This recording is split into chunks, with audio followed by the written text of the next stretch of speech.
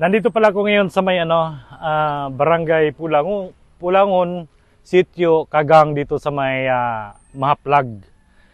So ngayon mga kasipti, kung napansin nyo, itong lupa na ito ay tumutubo. Tumutubo itong lupa na ito.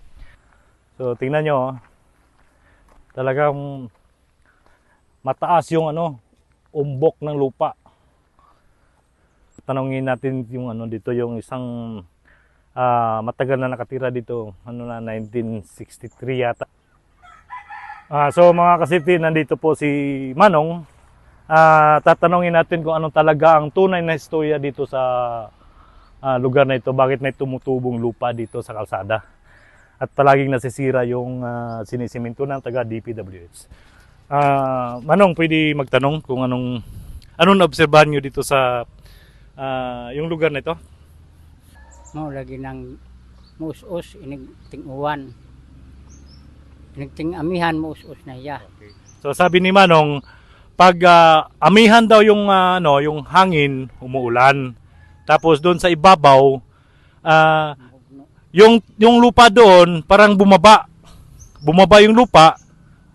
At saka nakapagtataka, bakit pag bumaba yung lupa doon, dito tumutubo yung lupa sa kalsada at saka wala namang landslide.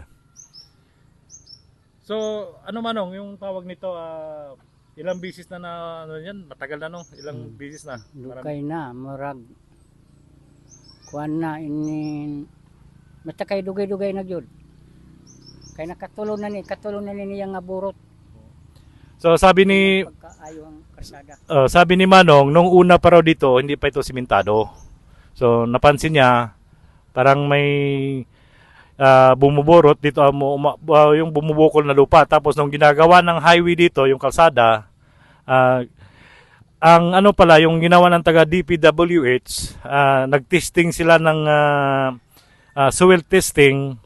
Tapos yung pinakailalim pa ng mga 30 meters yung pinaka sinusukat nila yung lupa at tinitesting nila yung lupa. Gamit yung tubo. Yung pala daw dito, yung parang carbon sa ilalim, yung may parang carbon. So, yun siguro dahilan kung bakit lumulubo yung tawag nito, yung lupa. At saka, hindi naman na yung tubig dito malamig, hindi naman na mainit. Kasi pag mainit ang tubig, posibilidad na may bulkan. Kasi ang bulkan kasi mainit yun. So, Manong, ilang taon na kayo dito?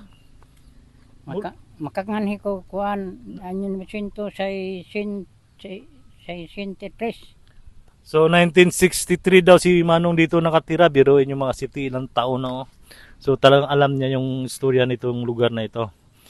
At saka, Manong, nabalitaan ko dun sa kabilang, tanong ako, totoo bang may nagpakita ditong malaking tao, kapre? Awa man ko kakita, sir. So wala daw, lang pala, sabi-sabi yung mga kabilang tao doon, yung mga kabilang, doon sa kabilang lugar, dito sa malapit-lapit lang. Kasi nagtatanong ako dito. Wala man ko kita dire, ni amanggod ko sa dool. So itong bahay ni Manong, tapat lang ng yung tumutubo na yung lupa. So ngayon mga kasipti, so ito naman, kasi yung mga taga DPWH, na gano'n naman sila ng road widening, baka gigibain naman ito. At saka tawag nito, baka pagkatapos nilang ginawa ng kalsada, baka lulubo naman ito after ilang taon uli. So yun lang po, maraming salamat sa inyong lahat. Salamat, Manong. Maraming salamat po. Okay.